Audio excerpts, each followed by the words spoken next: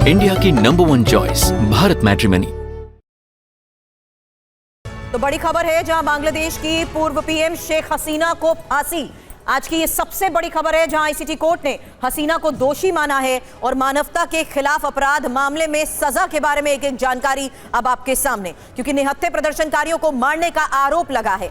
हसीना पर क्या क्या आरोप लगे हैं, हसीना को किन किन मामलों में दोषी पाया गया है, इसकी एक एक डिटेल अब आपके सामने होगी। जहां आपको बता दें कि 400 पन्नों से ज्यादा बड़े इस फैसले को पढ़ा गया पिछले कई घंटों में। और इस बीच सबसे बड़ी खबर, बांग्लादेश की पूर्व पीएम शेख हसीना को फांसी, निहत्थे प्रदर्शनकारियों को मारने का आरोप। आपको बता दें, आईसीटी कोर्ट ने हसीना को दोषी माना है, मानवता के खिलाफ अपराध मामले में यह सजा मिली है।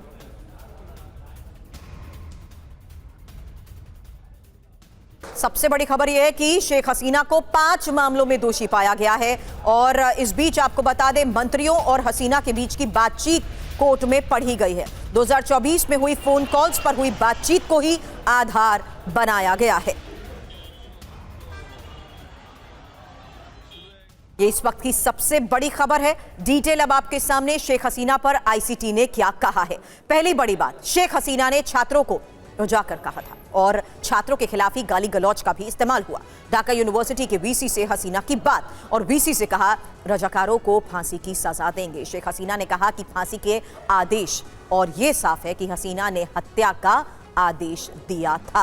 अब शेख हसीना पर जो आरोप है उसके बारे में भी एक एक जानकारी आपके सामने होगी। लेकिन इस बीच इस सबसे बड़ी खबर पर और जानकारी के साथ मेरे सहयोगी रविशंकर दत्ता इस वक्त हमें ज्वाइन कर चुके हैं, और साथ ही मेरे सहयोगी मनीष झा भी इस वक्त है हमारे साथ। सबसे पहले रविशंकर दत्ता, इस वक्त फैसला आने के बाद, सजा के ऐलान के बाद क्या खबरें सामने आ रही हैं?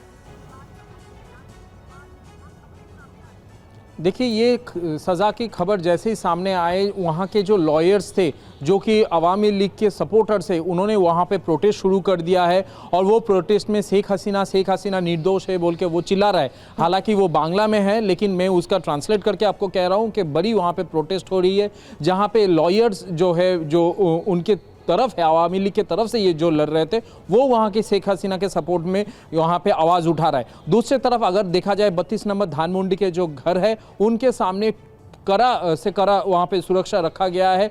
पुलिस ने पूरा घेर लिया है। और वहाँ के जो जर्नलिस्ट है वो मुझे बता रहे थे कि यहाँ पे बहुत कड़ी एक सुरक्षा रखी गई है। इसका कारण ये नहीं है कि वहाँ पे हमला होने के कोई चांसेस है, वहाँ पे हमला से भी बड़ा कुछ हो सकता है, घर तोड़ने की एक प्रयास किया जा सकता है। जो विजुअल हम आपको दिखा रहे थे, वहाँ पे बुलडोज़र पहुँच चुकी है, 2 बुलडोज़र पहुँचे हैं। और जो ये जमात है, इनके जो सपोर्टर्स है, कट्टरपंथी है, वो पहुँचेंगे वहाँ पे ये घर को तोड़ने के लिए, ऐसा माना जा रहा है। असल में ये पूरा जो मामला है, आप अगर क्रोनोलॉजी देखें, 2023 में इस कॉन्फ्लिक्ट पर हमला, इसके बारे में एक डिटेल भी टाइमलाइन आपके सामने रखूंगी रवि, क्योंकि इस बीच जो बड़ी खबर आई है उसका मतलब क्या है। मनीष झा इस वक्त हमें ज्वाइन कर चुके हैं। मनीष, हालात को लेकर मैंने जानकारी इसलिए ली क्योंकि रविशंकर दत्ता ने हमें बताया था कि जब से ये फैसला पड़ा जा रहा था और आज फैसले के दिन को देखते हुए कैसे अब प्लानिंग के तहत हसीना परिवार का नामो निशान मिटाने की जो कोशिश हुई, यही वजह है कि आज भी वही तस्वीर है कि कैसे सेना ने मोर्चा संभाल रखा है। मनीष,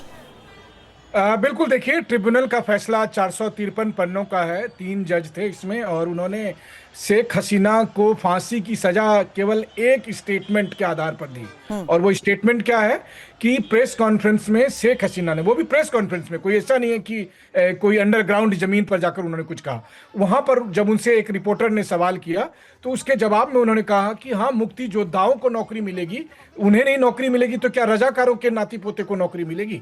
रजाकार कौन है? रजाकार है जो पूर्वी पाकिस्तान, जिस वक्त बांग्लादेश नहीं बना था, उस वक्त जिन लोगों ने पाकिस्तान के साथ हाथ मिलाया था और पश्चिमी पाकिस्तान से आए सैनिकों के साथ मिलकर बांग्लादेश में जो स्थिति बनाई थी, उसके लिए माफ करिएगा, तो उसके संदर्भ में शेख हसीना जी ने ये बात कही थी। जब उन्होंने ये कहा कि रजाकारों का ये स्टेट को क्या नौकरी मिलनी चाहिए, तो ट्रिब्यूनल ने उस फैसले में इसको बड़ा एक आधार बनाया। दूसरी बात, बांग्लादेश पुलिस के आईजी को उन्होंने मुक्त कर दिया क्योंकि वो सरकारी गवाह बन गए थे, और उन्होंने बयान दिया कि हाँ, शेख हसीना ने हमें ये कहा था करने के लिए। और जो तीसरी बात है कि शेख हसीना और जो तत्कालीन गृह मंत्री थे, उन्हें फांसी की सजा का ऐलान हुआ है।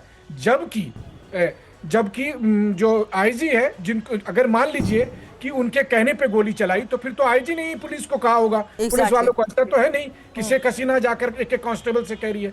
और इन सब के बाद मैं आपको बताऊं, जिस दिन शेख हसीना भारत आई थी, अगले दिन सुबह मैं वहां पर था, और दुनिया भर में अब ये बात प्रूफ हो चुकी है कि वो एक जनरेटेड प्रोटेस्ट था जिसे करवाया गया था। और किसने गोली चलाई थी वो एक रहस्य होगा।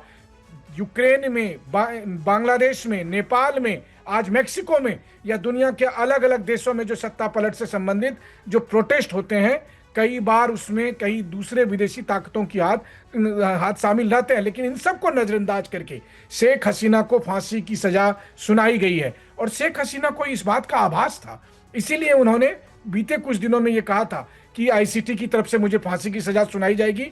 यह साफ तौर पर यह सुनिश्चित करना है कि अपनी जान बचाने के लिए शेख हसीना भारत से वापस बांग्लादेश ना जाए, और फिर मोहम्मद यूनुस जो कि एक सिलेक्टेड सरकार है, वो वहां पर जब चुनाव करवाए तो उस वक्त वो मनमानी कर सके, और उस वक्त फिर शेख हसीना और उनकी पार्टी, उनके समर्थक चुनावी प्रक्रिया में शामिल ना हो। तो ये एक बड़े खेल का एक अध्याय है केवल। और इसके बीच में जब आप 32 धानमुंडी के उस इमारत को पूरी तरह ध्वस्त करना चाहते हैं, तो आप बांग्लादेश का एक ऐसा इतिहास लिखना चाहते हैं जिसकी कोई जमीन ही नहीं है, कोई बुनियाद ही नहीं है। क्योंकि आप कैसे ये कह सकते हैं कि पाकिस्तान ने क्या गलत किया। बिल्कुल तो मनीष, इस बीच एक और बड़ी खबर भी बता दूं, क्योंकि इसी सजा पर अब शेख हसीना की पहली प्रतिक्रिया भी सामने आई है। सजा एक धांधली वाले ट्रिब्यूनल का फैसला। ऐसी सरकार चल रही है जिसे जनादेश नहीं। तो सजाए मौत के बाद शेख हसीना की ये पहली प्रतिक्रिया, जिनका कहना है कि ये सजा एक धांधली वाले ट्रिब्यूनल का फैसला है और ऐसी सरकार चल रही है जिसे जनादेश ही नहीं है। फैसला पक्षपातपूर्ण और राजनीतिक रूप से प्रेरित है। ये ट्रिब्यूनल धांधली से बनाया गया है।